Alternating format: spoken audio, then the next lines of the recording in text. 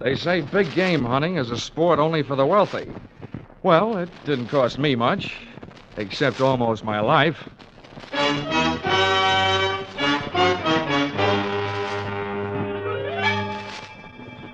This is another in the adventures of America's fabulous freelance insurance investigator, Johnny Dollar. At insurance investigation, Johnny Dollar is only an expert. At making out his expense accounts, he's an absolute genius.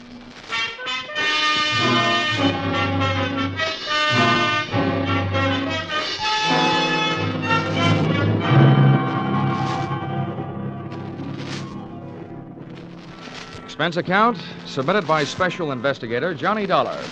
To Home Office, Britannia Underwriters Association, Hartford, Connecticut. The following is an accounting of my expenditures during my investigation of the unscheduled performances in Maximilian Sandro's Animal Show. Or, all they needed was a clown, and then I showed up. Or, I once thought I'd run away with a circus.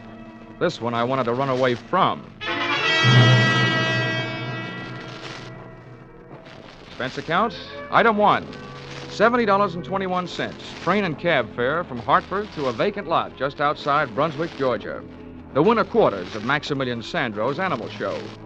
The first animal to show was an elephant. Bravo! Bravo! Hey, mister, where can I find Maximilian Sandro? Come on. Hey, mister, I want to ask you a question. Please, you're not so loud. You upset Blanca. I'm going to try to teach her an aria for next season. An aria? Well, that should set opera back 10 years. Ah! Sweet, Blanca, sweet. That's the only musical elephant in the world. The Pachydermochanteau. Well, look, I'll stop interrupting rehearsal if you'll tell me where I can find your boss, Maximilian Sandro. My boss? Yeah. It is I. I am Maximilian Sandro. Oh, well, good. I'm Johnny Dollar from the insurance company. Oh, let's make it something else. Blanca, you rest. I'm going to come back when I'm through with Mr. Dollar. Well, as I understand it, Mr. Sandro. Oh, that's a poor Blanca. She don't like to see me go. You know, she's like a puppy to me. But this is the new black leopard that's the beginning of all of my trouble. I'm going to show you to her. Someone is trying to steal her. And that's what I don't want, Mr. Dollar. Well, since Britannia Underwriters insured her for $20,000, that is what they don't want, too. See, that cost me too much to get her from Africa. To lose her, that would ruin my financials. Everything would go. Ah, these are my monkeys. Yeah. Hi. Look, Mr. Sandro, how does anybody go about stealing a neat little package like a black leopard? And why? Why? Mm-hmm. Because she's a very special leopard. She's a very big, very shiny. I'm going to name her Ashanti. She's going to be my prize attraction. There's a lot of animal shows would like to have her. Oh, you suspect your competition? Oh, see. Well, when was the attempt made? One night last week they make with the truck. They tried to pull her cage away, and we saved her just in time. Oh, see, this is my finches, the parakeets, and the toucan. And this is my crow. Yeah. Very nice. Colorful. Did you try and trace the truck? Man, no, so no way to trace. They went away, whoosh, no lights. And it's something else that's not right at all. Oh, yeah? What's that? I'm going to make a big plan. I'm going to get all the money I can put a hands on to buy her from this man Tex Randall. And now he said the money that was enough before is not enough now. He think he cheat me, this Randall. Well, I'd like to help you with that, too, Mr. Sandro, but I'm afraid that's your problem. My job is to see that your leopard isn't stolen. I see, I know. You get to pay for your job, but you do it. And that's... Oh, no. There is a shot. There is my leopard.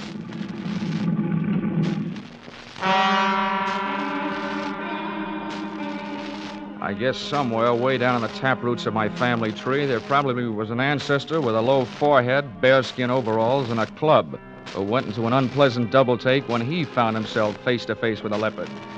I know the feeling I had when I saw Ashanti was inherited from somebody. My feet wanted to run, but my eyes wouldn't leave her as she paced back and forth in about a 12 by 12 cage. Baleful yellow eyes set in a sable-black face, ears laid back and tail lashing in anger, and lips that drew up showing the nastiest set of choppers I've ever seen. She was beautiful, all right, but my vote would have gone to the iron bars that separated us. They were downright gorgeous. Don't waste the time on the walk back. In a fort, you be a good girl. Pretty soon you and me will be good friends. You see, Mr. Dollar, right now, Ashanti, she's a very angry. She's a boil inside. But I'm a know my animals. And not long, she's going to eat out of my hand. Yeah, well, she looked like she'd make a meal out of it right up to the elbow. Oh, Hey, my Sandro. Lord. Of course, what? Oh, you. Who's this hombre? This is Mr. Dollar. He's come from the insurance company. Well, howdy, Mr. Dollar. I'm Tex Randall. This is the man I tell you about. How are you? You mean you captured this thing? Yeah, I brung her in from the Togo territory in West Africa. I thought my racket was tough sometimes. What'd you use, catnip? Nope, I dug me a pit, covered her with a mat and some dirt, put me a fresh-killed goat in the middle, and when the cat fell in, I got some ropes on her and trussed her up. Well, you make it sound simple. Oh, see, so make it sound simple. Then why does it cheat me? Why don't stay with the first prize? Hey, now you take a listen to me, Sandro.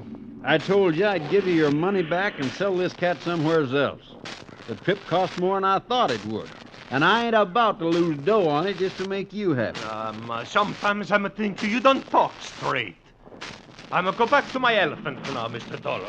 Okay, Mr. Sandro. I'll check with you later. He spent too much time talking to critters. He don't make no sense out of nothing. Right. I'm glad you're here, Dollar. I ain't been 20 yards away from this cat since I got her here. Been bunking in that sleeping bag every night right close to the cage. Now maybe I can get a break. Well, then you must have been here the night somebody tried to put the snatch on her. Did you spot anybody? Nobody I could be sure of, except maybe the little blonde guy. He left me something to remember him by. Wait till I pull my shirt up. Looky there. Looky there on my back. Just took the stitches out today. Oh, ouch. Ouch is right. The little runt caught me half in and half out of my sleeping bag. Doc says if that knife blade had gone in another hair's breadth, I'd have been spilled.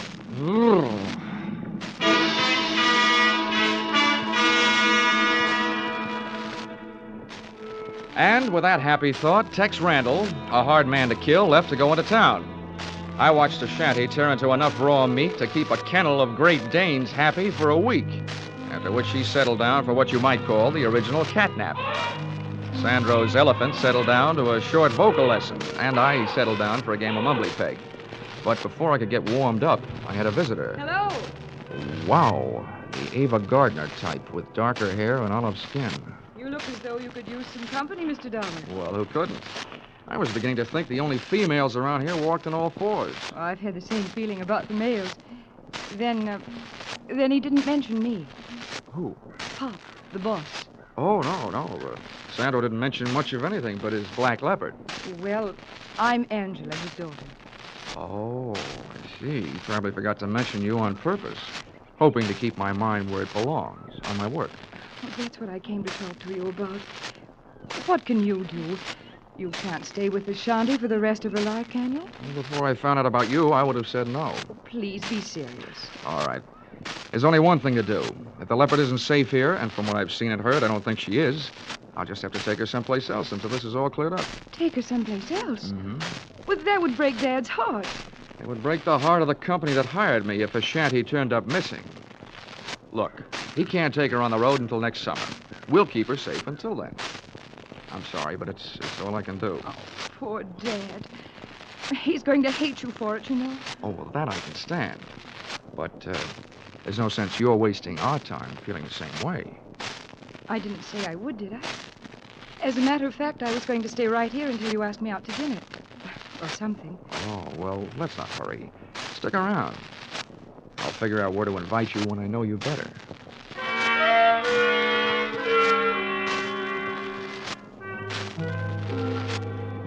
And there, during the waning hours of the Georgia day, I learned that, up to a point, Angela was an easy girl to know. She liked cocktails, dinner, and dancing, so that's the schedule we set up for later, as soon as Tex Randall showed up to temporarily relieve me of my duties as leopard sitter.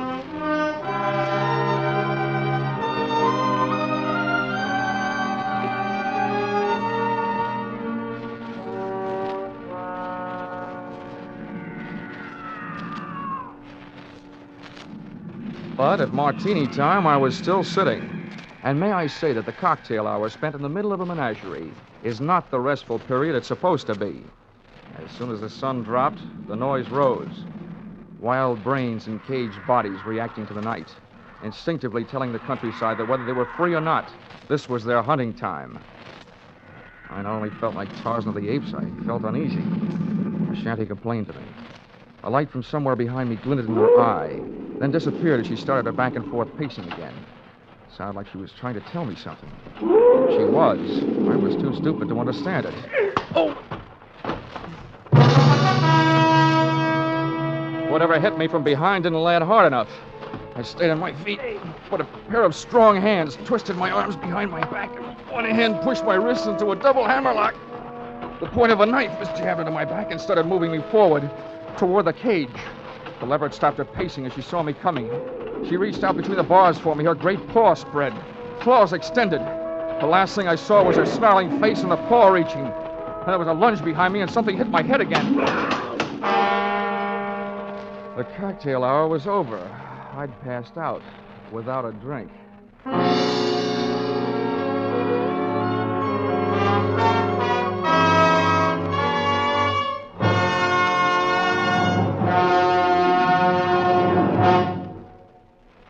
In just a moment, we will return to the second act of Johnny Dollar.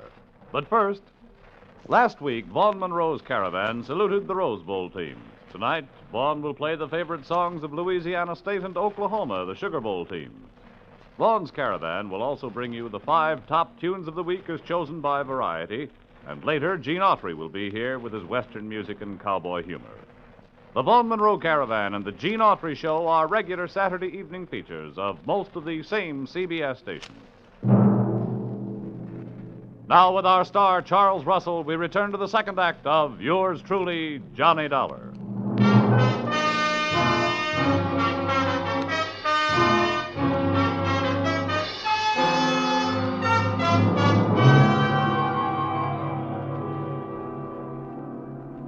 Well, sir, I don't know how I lived through that one, but as it turned out, I did. When I opened my eyes, I was still in Georgia, but that condition was about all that hadn't changed, for the worse. My head was not only aching in the back, but a new lump had been born above the bridge of my nose. But nothing else had been added. When I finally got to my feet, I saw that only a trace was left of a Shanty the Black Leopard. A pair of ruts in the dirt made when her wheeled cage had been hauled away. I started out to find Sandro and a telephone, but one of my feet found something else before I'd taken 3 steps.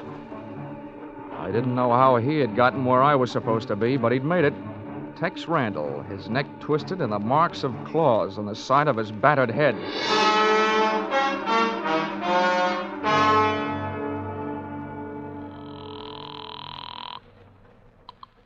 Police Department, Central Precinct, Sergeant Miller. Hello, my name is Dollar. I'm an insurance investigator. I'm calling from the winter quarters of the Maximilian Sandro's Animal Show, from the owner's trailer. I want to report 2 things. Yeah, well, wait a minute. There's a body out here that your coroner ought to take a look at, either accidental or murder. Well, hey, Lieutenant, get on 2, this, will you? grand larceny. Somebody stole a black leopard. Oh, now listen, this is your idea of a joke, fella. It's too late to joke, Sergeant. Just send some men out. I'll give them the rest of the story when they get here. Joke yet? What passes for humor in Georgia, anyway? Hey, Sandro! Sandro, come home!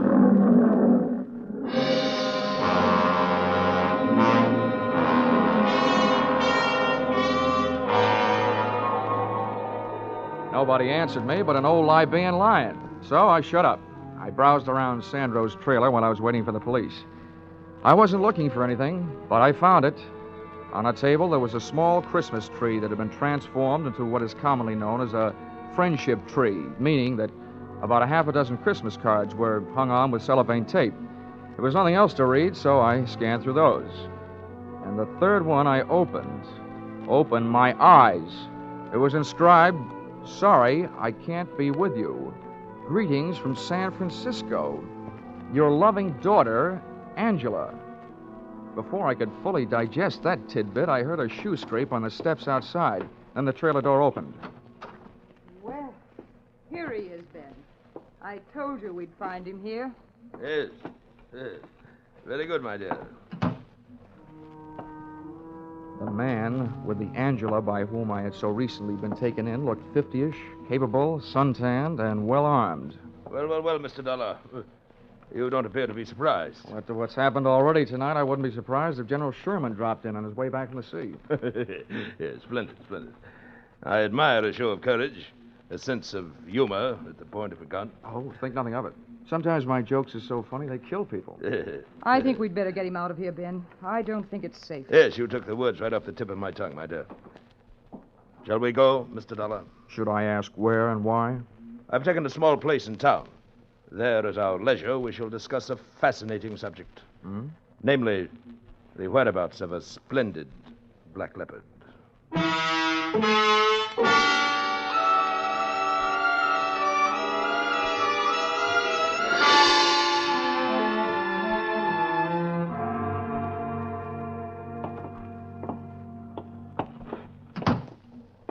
Move right ahead, Mr. Dollar. Oh, my dear, run up to Harold's room. Fetch him down. I may need him. All right, Ben. Into this room, Mr. Dollar. And please be seated. If you don't mind my asking, Ben, how do you manage... My dear sir. It just so happens that my full name and title is Sir Bennet Mountfort. The term of familiarity, Ben, is to be used only by my closest friends. Now, if you will couch your question properly... Oh, it wasn't important. I just wondered, since that gun seems to be so much a part of you, how do you manage without shooting yourself while shaving? You've a ready wit, haven't you? I know the proper time and place for a weapon, my boy. I've learned from experience. I chose early in youth as my avocation the hunting of big game. If you had faced the last desperate charge of a wounded lion or a maddened rhino as I faced them, you, too, would realize that a good weapon, properly aimed, is man's best friend. Which brings us to the subject of our mutual interest, the black leopard. Where have you hidden her? What makes you think I have? No. Let's have no deception, sir. The report brought back by my charming accomplice, who so ably posed as the daughter of that stupid showman, Mr. Sandro, was that you made no secret of your plan to carry off the cat to a place of safety. You will not deny that. Why should I? You wouldn't believe me if I did. An admirable attitude, sir. Now, once more. Where is the leopard? And if I told you, it wouldn't be worth much as a hiding place, would it? If you do not tell me, sir, your life will be worth very little.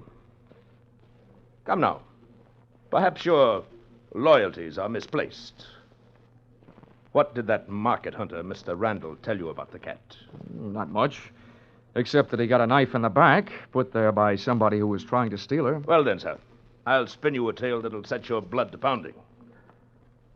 What would you say, my boy, if I told you that that black leopard is worth a king's ransom? Well, I don't know. I'd probably ask why. Well, she is, sir, and I'll tell you why. She was captured in the Togo territory, West Africa. I am quite familiar with that section. I've hunted there.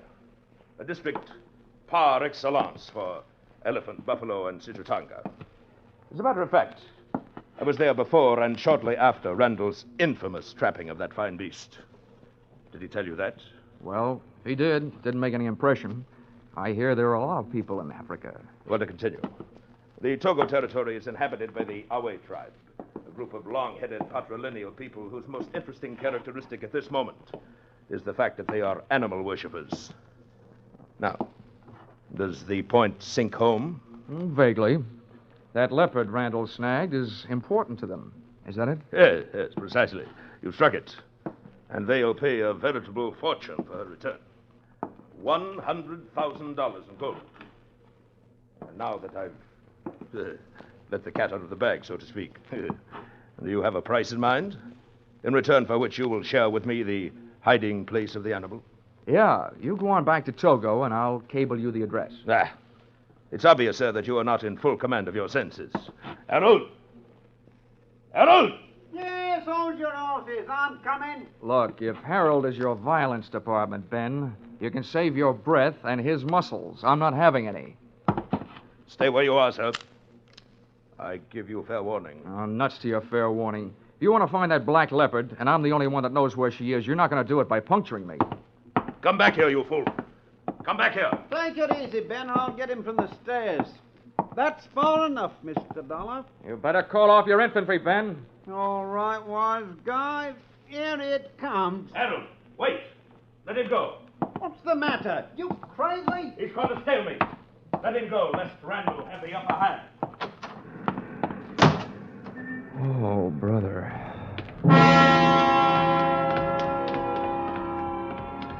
As I went out, I caught a glimpse of the man Mountford had called Harold, the same little blonde runt Randall had talked about.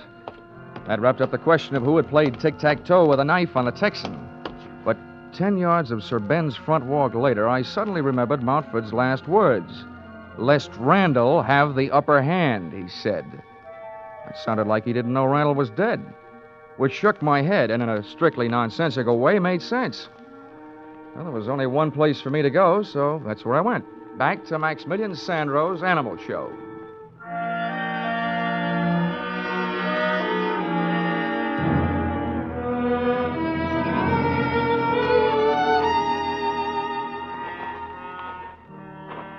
When I got there, I was awake, but all the smart animals were asleep, except for one. Mr. Dollar. Maximilian Sandro hailed me from the lee side of a tent. Come here, Mr. Dollar, into the shadows. The police is by my trailer. Where have you been, Sandro? I was hiding, but I worry so much about you. When I come back, where you are, you're not there. What do you mean by your black leopard's cage? I'd left. That place had unpleasant memories for me. Oh, see, me too. I'm a sad one. You see, when I see that man, Randall, he's a push you to the cage with a knife, I'm a go crazy. I'm a nothing. I'm a run up and a push. So then you fall, you hit your head in the bottom of the cage.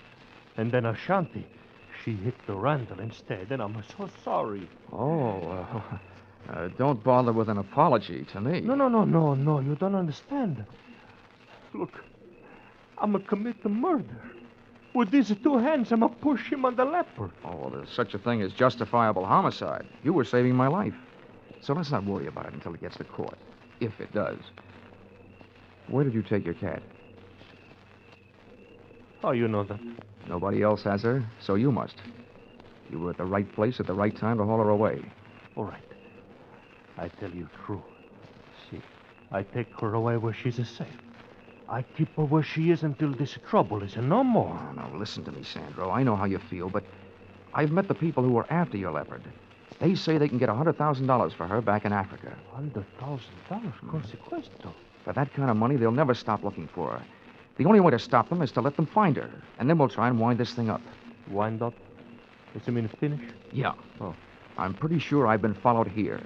Now, will you take me to the hideout? Oh, no, so these people, they follow you there. I'm not like that. I don't either, Sandro. $100,000 worth of cheese would even make a mouse.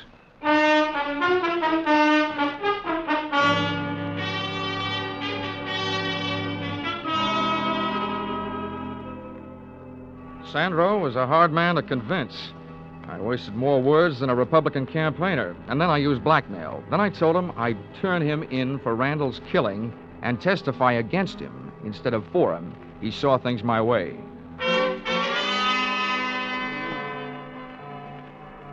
The leopard's lair turned out to be an abandoned barn 5 miles farther out of town, to which we went in a truck that Sandro had driven into that jungle-type vacant lot.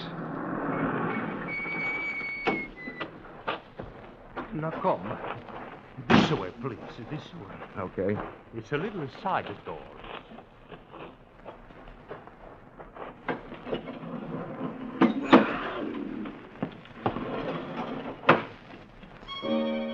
Ashanti was performing that old dance of hers again, pacing the length of her cage, back and forth, her head swinging rhythmically each time she turned.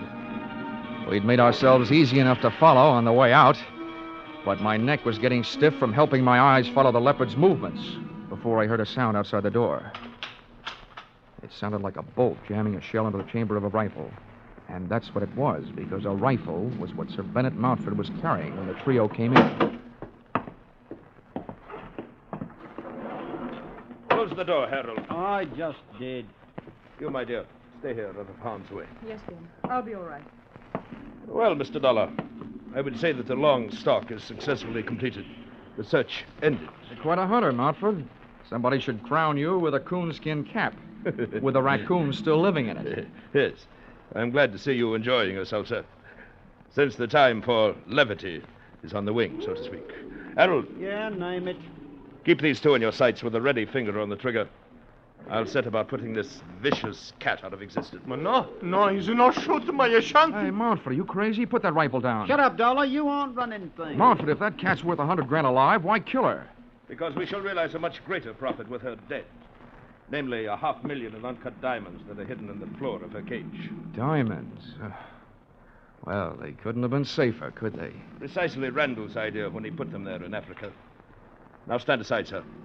I don't wish to fire through your head, but I will if I must. No, he's not shooting my Ashanti. Hey, watch that maniac. He's going to let that cat out. Ben, stop him! Not fast. Don't move. I'll meet her charge. No, Ashanti, run for your life.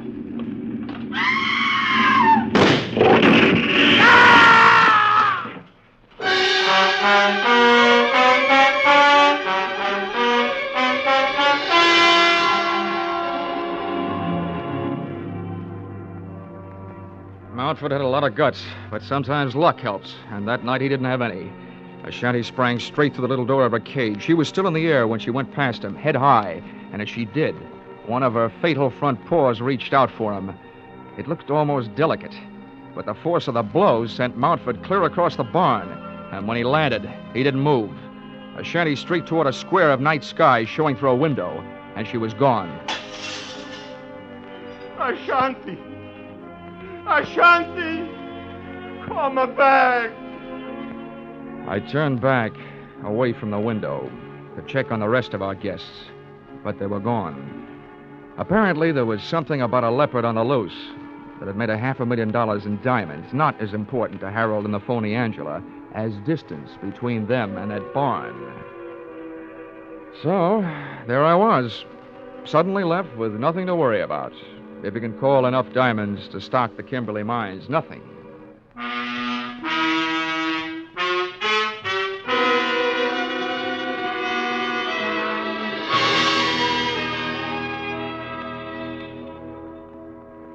Expense account, item 2.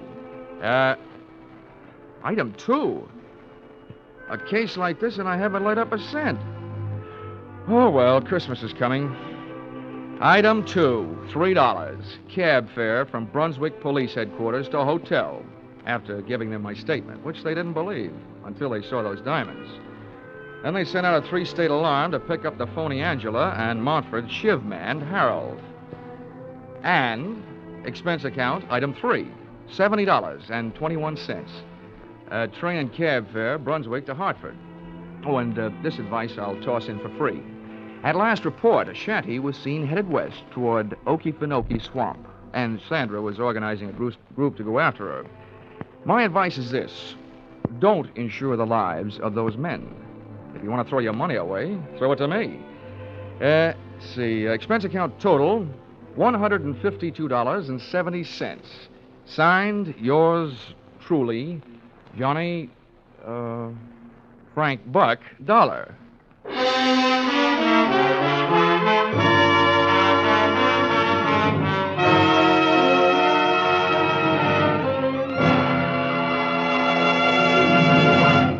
Yours truly, Johnny Dollar, stars Charles Russell. Tonight's script by Paul Dudley and Gil Dowd was produced and directed by Ralph Rose.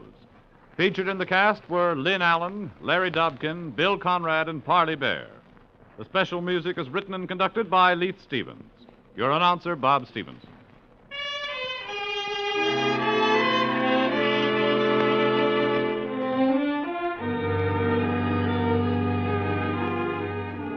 Be sure to be with us at the same time next week when another unusual expense account is handed in by... Yours truly, Johnny Dollar.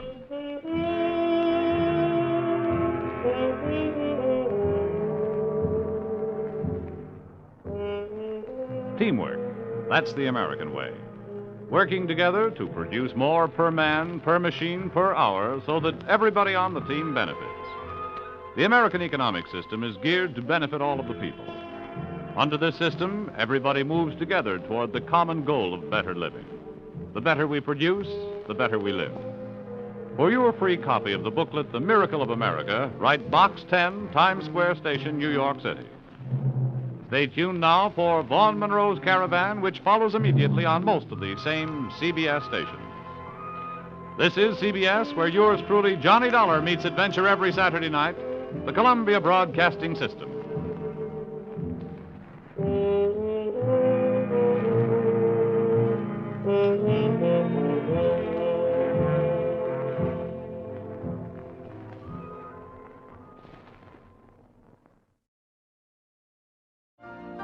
You've been listening to the OTR Gold Network. Find more classic radio at otrgold.com.